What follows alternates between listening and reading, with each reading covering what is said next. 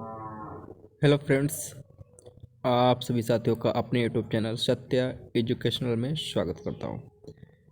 Friends, आज हम BEd first semester paper second psychological perspective of education में 10 important question आपको बताने जा रहा हूं, जो एग्ज़ाम की दृष्टि से महत्वपूर्ण है।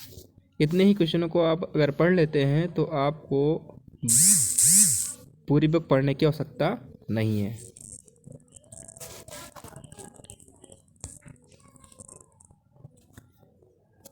तो पहला क्वेश्चन है, शिक्षा मनोविज्ञान का क्या अर्थ है? एक शिक्षक के लिए बालक के मनोविज्ञान को समझना क्यों आवश्यक है? क्वेश्चन है कि शिक्षा मनोविज्ञान का क्या अर्थ है और बालक जो शिक्षक होता है, शिक्षक को बालक के मनोविज्ञान मतलब मन को जानने की आवश्यकता क्यों है या समझने की आवश्यकता क्यों है, इसके बारे में आपको लिखना है। क्वेश्चन नंबर 2, बाल्यावस्था में संज्ञानात्मक विकास की विशेषताओं को उदाहरण सहित व्याख्या कीजिए। इसमें आपको बाल्यावस्था की जो संज्ञानात्मक विकास की विशेषताएं होती हैं उनको आप हेडिंग वाइज लिखकर उसमें एक एक उदाहरण आपको देना है। क्वेश्चन नंबर 3, स्किनर के क्रिया प्रसूत अनुबंधन की व्याख्या शैक्षिक निहितार्थ सहित कीजिए। इसमें आपको स्किनर के क्रिया प्रसूत अनुबंधन के सिद्धांत की व्याख्या करना है। फिर उस अनुबंधन सिद्धांत का शिक्षा के क्षेत्र में क्या महत्व है उसको आपको लिखना है इसमें। क्वेश्चन नंबर 4, ज्ञान के अधिगम अनुक्रम का वर्णन कीजिए तथा उसके शैक्षिक महत्व का भी वर्णन कीजिए। इसमें आपको ज्ञान के अधिगम अनुक्रम का जो सिद्धांत है उसके बारे में आपको विस्तार से लिखना है। फिर उसके ज्ञान के अधिगम अनुक्रम का जो शैक्षिक महत्व है उसका भी वर्णन करते हुए व्याख्या देनी है। हर क्वेश्चन 4 से 5 पेज का होना आवश्यक है, क्योंकि क्वेश्चन जो है 16 नंबर का होगा।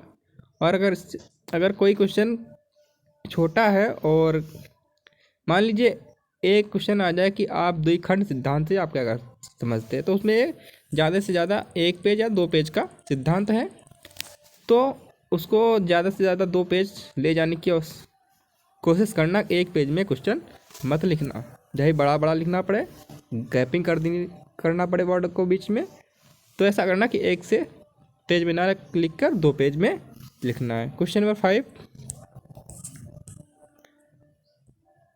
अधिगम से आप क्या समझते हैं? इसके प्रभाव क्षेत्रों की व्याख्या कीजिए। इसके अधिगम के क्षेत्र से आप कैसे, इसमें आपको कॉन्सेप्ट देते हुए, अर्थ बताते हुए, फिर उसकी परिभाषा देते हुए, विशेषताएं देते हुए, फिर उसके प्रभाव क्षेत्रों की भी व्याख्या करना है। अधिगम का जो प्रभाव क्षेत्र है कहाँ तक सीमित है या विस्तृत है, वहाँ तक आपको व्याख्या करनी है। क्वेश्चन नंबर 6, व्यक्तित्व के मुख्य निर्धारक तत्व कौन कौन से हैं? व्यक्तित्व निर्धारण में विद्यालय की भूमिका को ध्यान में रखकर वर्णन कीजिए। व्यक्तित्व के मुख्य निर्धारक तत्व कौन कौन से होते हैं? उनमें बहुत से ऐसे तत्व हैं, जैसे मनोवैज्ञानिक तत्व हो जाएगा, सामाजिक तत्व हो जाएगा, धार्मिक तत्व हो जाएगा, शैक्षिक तत्व हो निर्धारक तत्व हो जाएंगे। ये इस प्रकार के व्यक्तित्व के जो है मुख्य निर्धारक तत्व हैं, इनके बारे में। और इसमें जो है व्यक्तित्व निर्धारण में विद्यालय की भूमिका को ध्यान में रखकर वर्णन करना कि विद्यालय की भूमिका जो है व्यक्तित्व निर्माण में किस प्रकार निभाता है।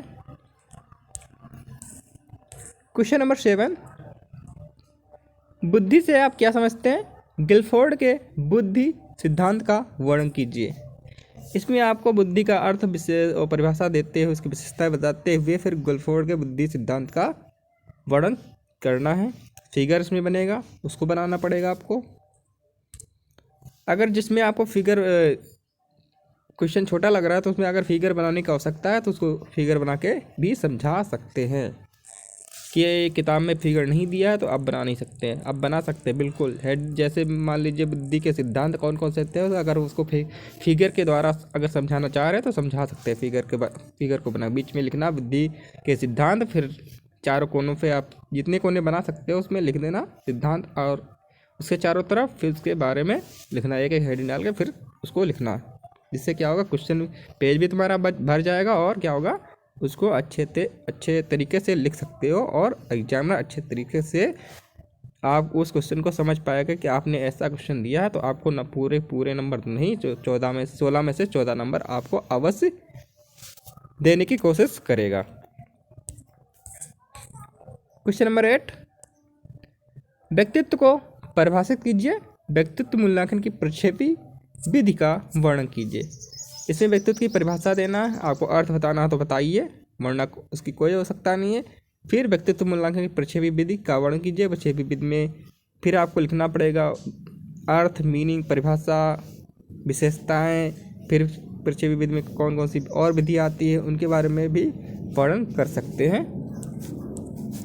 क्वेश्चन नंबर 9, सृजनात्मकता को परिभाषित कीजिए। सृजनात्मकता के संवर्धन की एक विधि का वर्णन कीजिए। इसमें परिभाषा देना है। सृजनात्मकता के जो संवर्धन की विधियां होती हैं, बहुत सी होती है, उसमें से किसी एक विधि का आपको वर्णन करना है। फिर क्वेश्चन नंबर 10, रक्षा युक्ति से आप क्या समझते हैं? किन्हीं 3 रक्षा युक्तियों की उदाहरण सहित व्याख्या कीजिए। आप जो रक्षा युक्तियाँ मतलब इसमें आपको परिभाषा, मीनिंग और विशेषताएं बतानी है, फिर उसके किन्हीं 3 रक्षा युक्तियों के बारे में आपको बताना है। इस प्रकार अगर आपको 10 क्वेश्चन बताए जा रहे हैं, इसमें से 10 में से 5 क्वेश्चन आपको अवश्य मिल जाएंगे, जो आपको एग्जाम में लिखने में कोई भी समस्या नहीं होगी। अगर आप 3 यूनिट तैयार कर लेते हैं तो उसमें से आप 7 क्वेश्चन आपको तैयार हो जाएंगे, और जिससे कि आपको 4th यूनिट नहीं पढ़नी पड़ेगी, क्योंकि 10 क्वेश्चन ही आते हैं, 5 क्वेश्चन आपको लिखने होते हैं, कि चॉइस होता है कि आप इनमें से 10 क्वेश्चन में से किसी 5 क्वेश्चनों का आंसर दीजिए। इसी प्रकार अगर वीडियो अच्छा लगे तो लाइक और शेयर करना ना भूलें, और हमारे चैनल को पहली बार देख रहे हैं तो चैनल को सब्सक्राइब कर लें, जिससे कि इसी प्रकार की वीडियो आपको मिलती रहे। धन्यवाद।